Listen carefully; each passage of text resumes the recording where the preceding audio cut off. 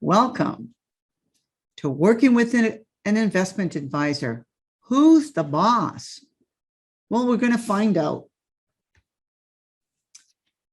It's accountants versus investment advisors. There's a general perception or a stereotype that accountants are very detail oriented and good with numbers, but they're risk adverse, where investment advisors are good at sales and networking and they're risk takers. Is that the truth? Maybe the truth lies somewhere in between.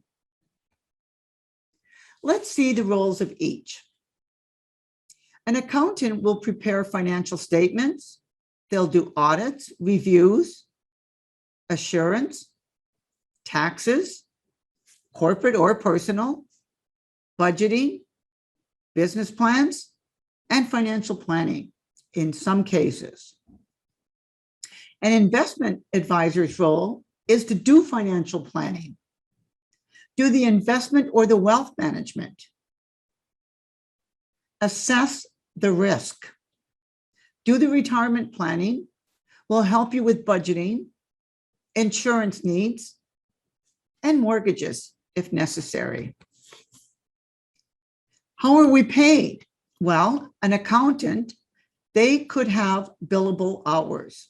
Sometimes it's a flat fee. And if they're on salary, it's just they get a salary and you're going to that place of business to get your accounting work, but you're not paying them directly. Whereas an investment advisor, sometimes we get a fee based on the assets that are invested. It could be transactional commission based, but that's becoming less and less common. Advisors' income could be based on a pay grid with the company, so it depends on how much assets under management we have. And then an advisor would get a percentage of the fee, but they have to cover their own expenses. Now, what would you ask an investment advisor if you were going to interview them?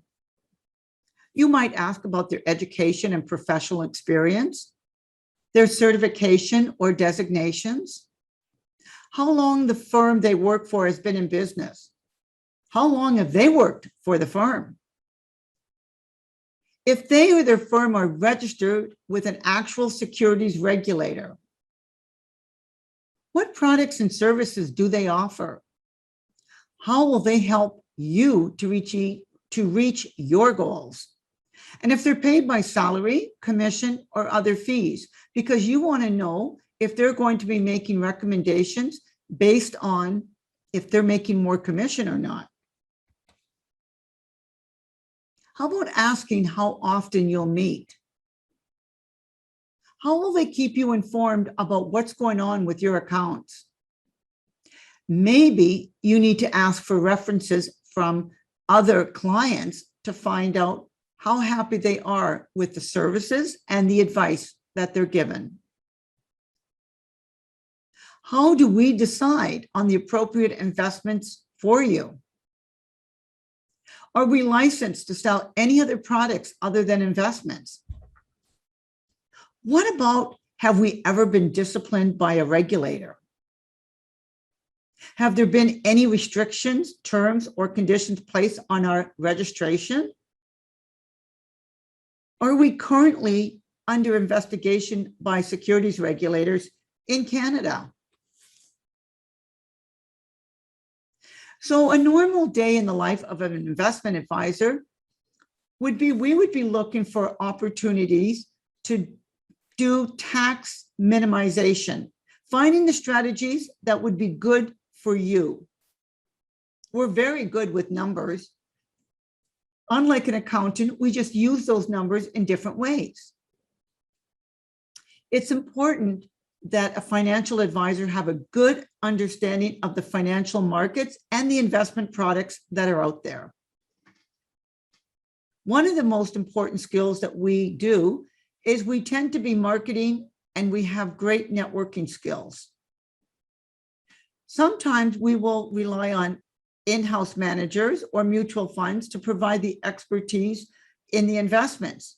Otherwise, sometimes like in Levesque Wealth Planning in-house here, my business partner is a CFA and he can build a portfolio for you.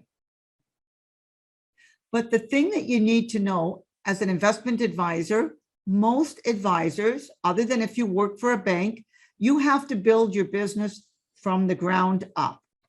I started with Investors Group and they didn't give a lot of support other than to teach you what you needed to do. But you had to go and find the client yourself. The trend right now in the investment industry is going towards fee-based accounts. That way you can have a variety of different investments, but not pay for every buy and sell. And of course, many advisors are becoming portfolio managers so they can offer discretionary service. We are going in that direction as my business partner, Dan, has all the credentials to do that. Why that's important to you is that if something is going on, trades can be made. If we can't get a hold of you, we can still make the trade on your behalf. There is a growing competition from the banks and of course, robo-advisors. But this may be more suitable to people in the early stages of their wealth accumulation and creation, because you don't have a lot and you're not looking for a lot of planning or advice, you're just looking to accumulate. But as your wealth grows and your investment needs will change and the options tend to become more complicated of what you need to know. And of course, during adverse markets, I'm going to say corrections, because that's what happens when they're going down. We sometimes feel like we need somebody to talk to help us understand, to help us stay the course. And you need an investment advisor that will help you to do that. But there's some similarities between the roles of accountants and the investment advisors. So both accountants and advisors want to help you to achieve your goals. Both the accountants and the investment advisors are trying to make a living while serving you. And neither advisor or accountant wish to work for free, because if we go out of business because we can't pay our staff and our overhead, we won't be there to advise you at all. So it's impossible to take no money, no compensation. Everybody that has a job gets paid to work, unless you do volunteer work. But there's a constant pressure on the fees to go down, despite the fact that our costs are going up. There's also a growing and often intense competition to get clients. The technology is rapidly improving and forcing our roles to evolve. So there's a disintermediation. It's a constant threat for us with the robo-advisors and accounting apps for small businesses, meaning they can cut out the accountant and they can cut out the advisor. But you have to understand what you're cutting out if you don't want a live person to help you make the right decisions. And then there's a liability risk. So to help clients pick an investment advisor, it's important to meet with the potential advisor and discuss our qualifications. If you came referred, this always helps to build the trust quickly. But not all investment advisors carry the same level and depth of knowledge, product knowledge. And you want to make sure that the person you're going with, whether they've got referred or not, is the right advisor for you in your situation. Then you have banks versus individual stockbrokers. So my business partner worked at a large bank for many years, and he noticed the following. He noticed that people first turned to the local bank branch for advice. That many of the bank branches, they offer limited product selection and the ability to tell you really about those products. The banks may be limited to their own products totally, so that you don't even have an opportunity to buy a third-party investment. But if you do have a lot of money in your bank account, maybe 500,000 or up, they would refer you to the arm that is dealing with the investment. So that would be their stockbroker arms and not a bank branch. But Canadians do have an implicit trust towards banks that could leave them in a rather vulnerable situation or problem, because everybody thinks the banks are there to serve you, but the banks are there to make huge profits for the shareholders of the bank. And if you follow the markets at all, every quarter, when the banks announce their profits for the quarter, you will see that they're making in excess of $1 billion and up every quarter. And they're not doing that by giving you freebies. They're doing that by charging you where you don't even realize you're being charged.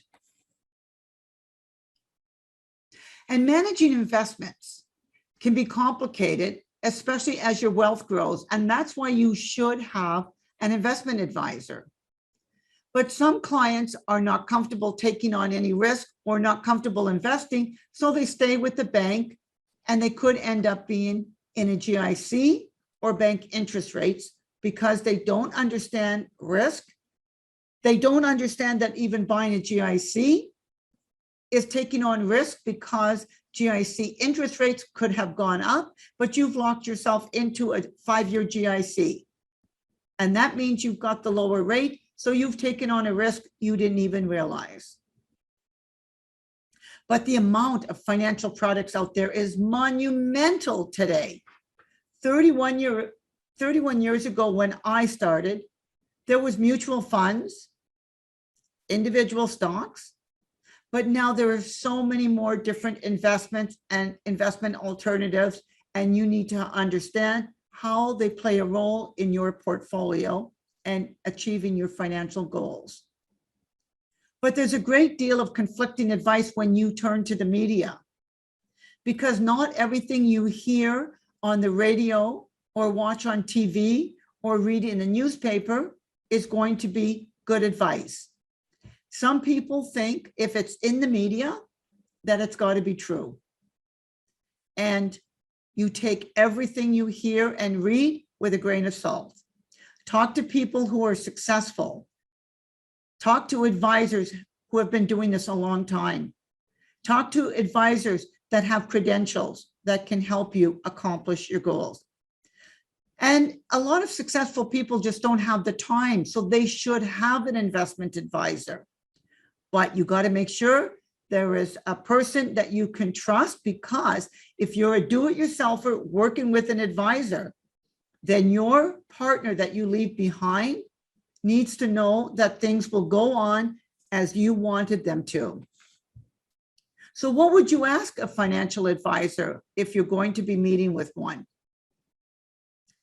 Maybe, oh, it's what we're going to ask you, but there's questions you're going to ask us, because you don't need to know our age necessarily, but we need to know your age, because we want to know when you want to retire, how many years we have. We need to know your total income, your estimated net wealth.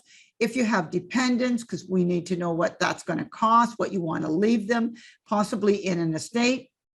What's the monthly expenses that you're spending right now?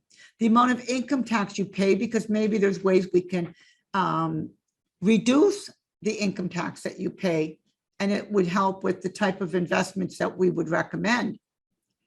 But we would also be asking, what now is your knowledge and experience in investing? Because maybe you haven't invested, or maybe you have had a financial advisor, but your investment knowledge is very minimal, but your investments are really not in line with that.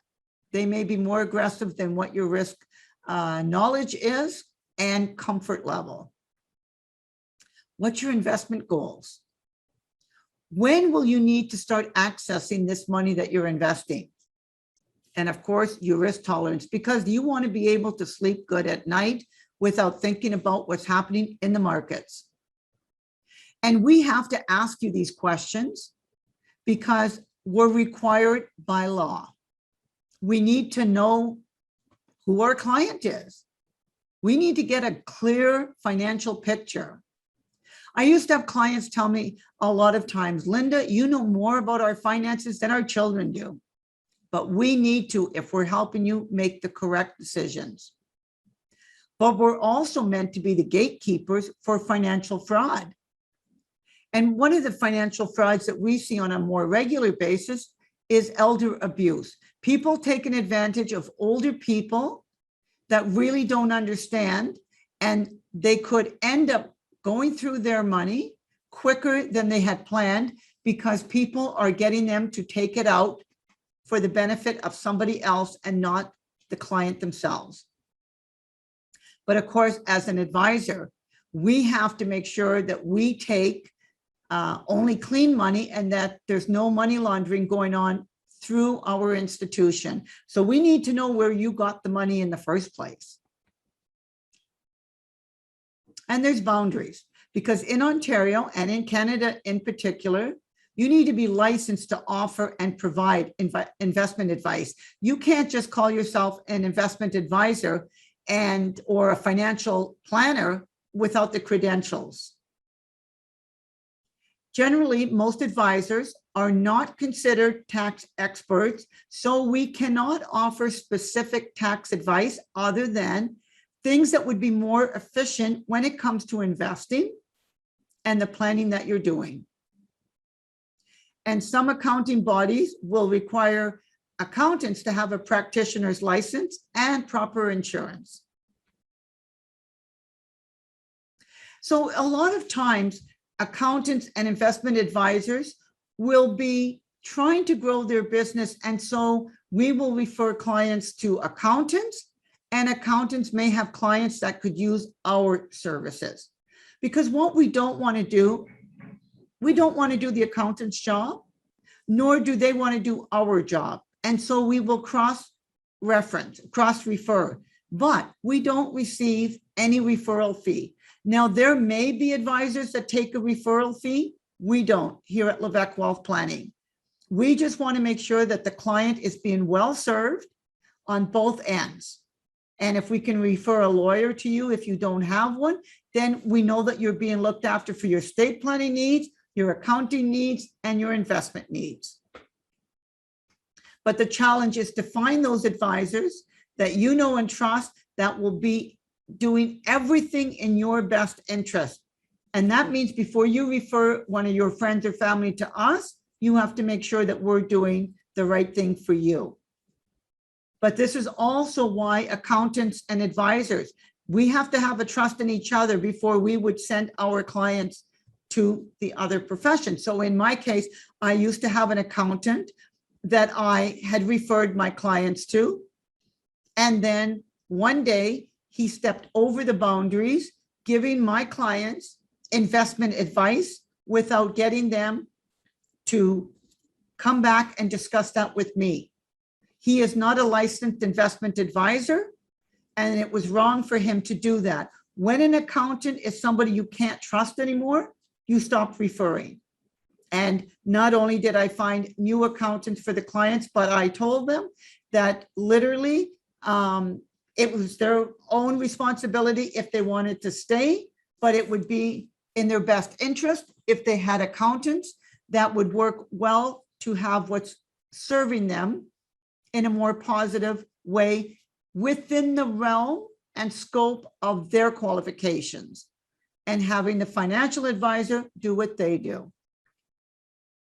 So one of the successful strategies for both investment advisors and accountants is to maybe get a niche of what you would like to, the clients you want to work with, whether it's for corporations, small businesses, professionals like doctors and dentists, or it could be people that are into farming. It could be women that have become divorced, single, widowed, any niche that you want. And that way, when an accountant is referring clients in the niche that you're working with, then they know they will be well served, just like if we're serving you by referring you to an accountant that specializes in what you need.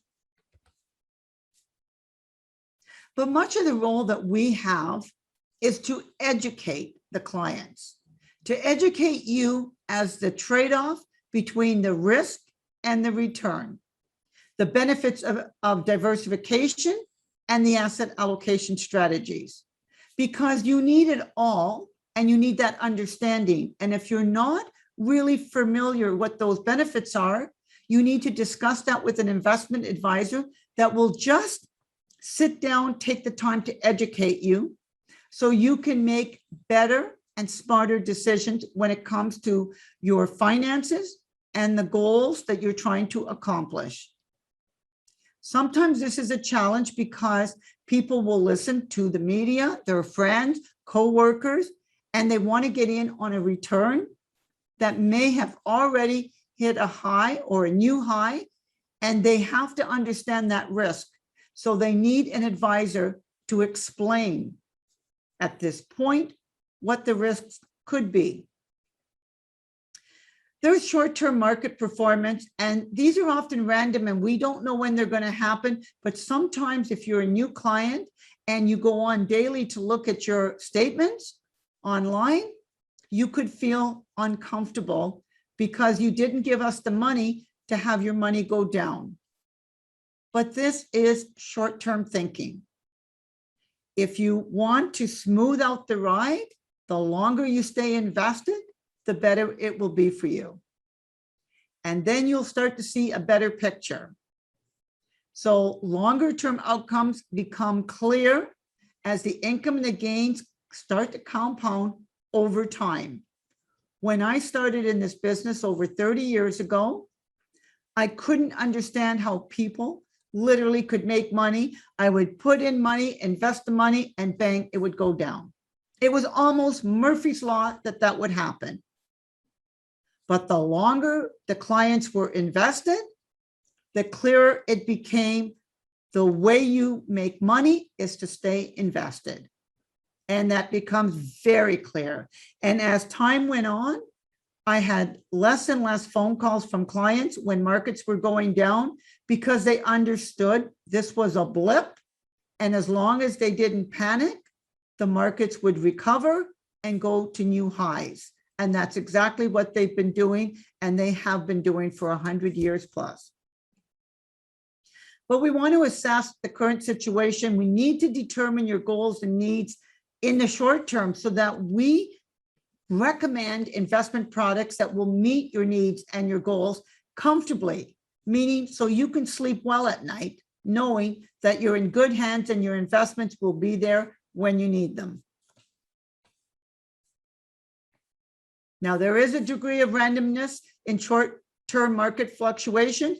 That might be an opportunity for you to have, if you had more money, to buy on the dips. But the other thing is, sometimes clients have an unrealistic expectation about what they can achieve in the markets.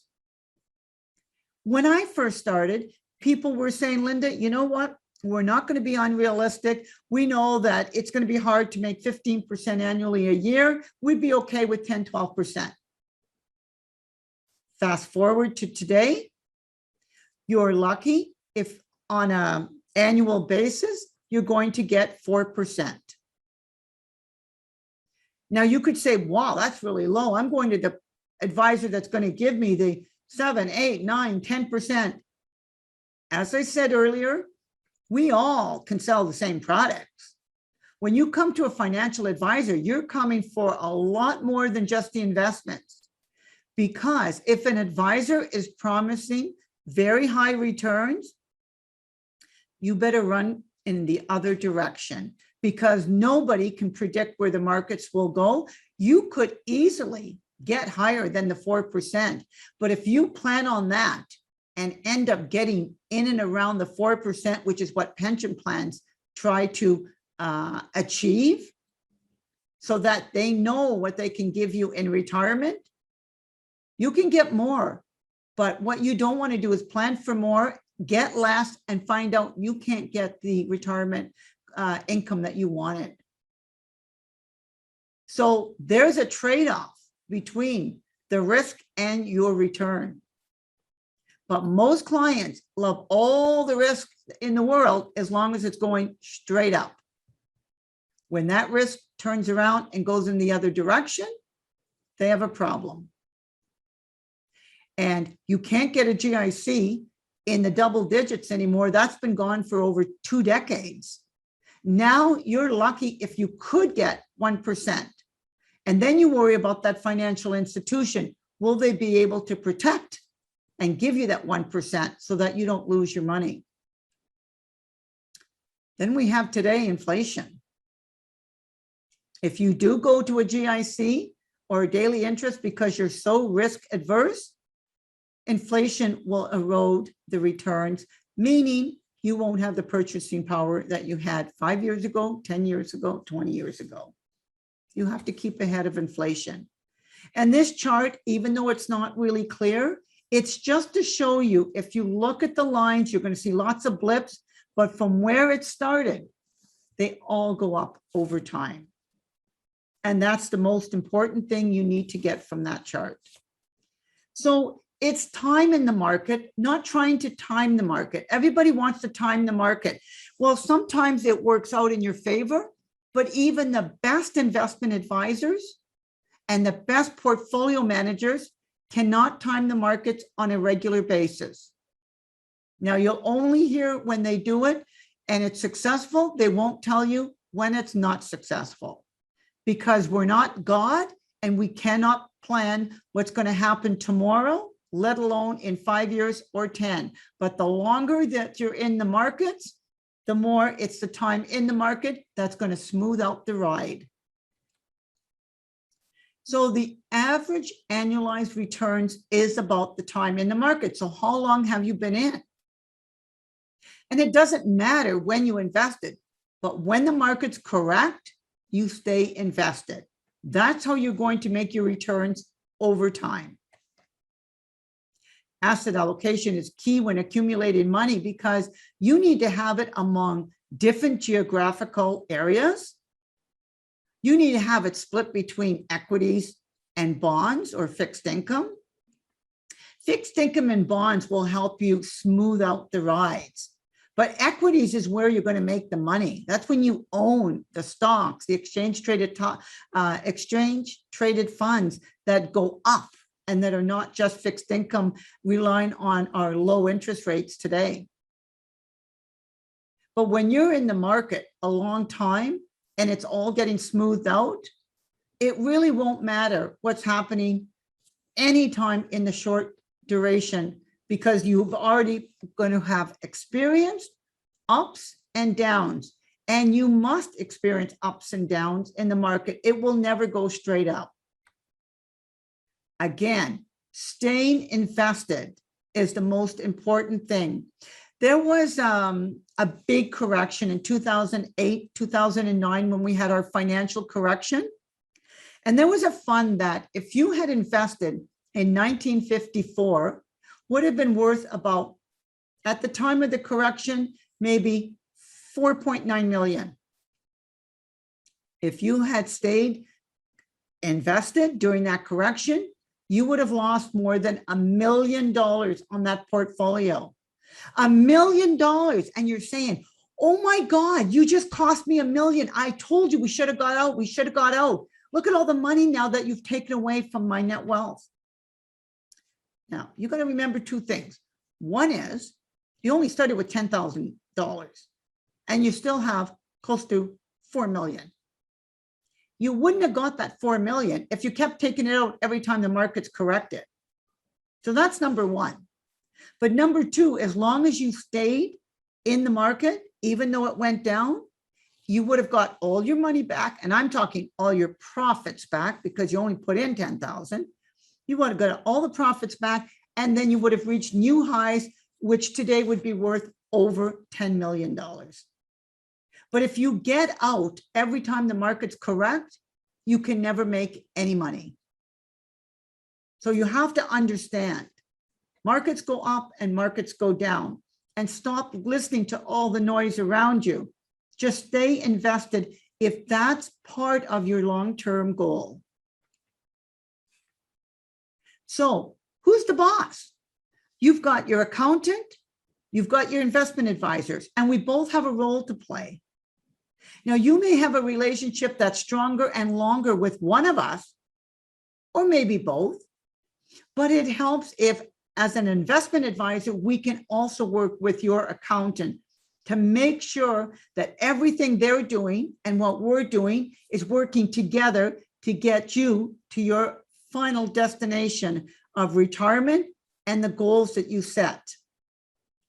So ultimately, you're the boss. You, the client, are the boss. You may not always have all the information, and that's why you need people, not programs, not robos like computers. You need to talk to real people to make sure that you make smart decisions in what you do. And the family that you leave behind when you pass away can have all of your things continue with providing a good life and lifestyle for your family. So let's work together, the accountant, the advisor, and you. And here at Levesque Wealth Planning, we're all about saving today so you can have a richer tomorrow. My partner and I are here. We would offer you at any point a 30-minute consultation to discuss your situation, to see if working with you is the thing you need to be doing. Of course, we have our disclaimers. We give advice and it's our opinion, but we've had clients for many, many years. If you wanted a referral from a client, that would be a testimonial to what we've been doing for them. Even if your situation is a little different, we can provide that. But we give recommendations based on the information that you share with us. After all, what we are here for is for you. Without you, we don't even have a business. Thank you very much for your time and for listening. If you want to meet with us, go to our website at Levesque Wealth Planning and book a time in our calendar. We hope to see you soon.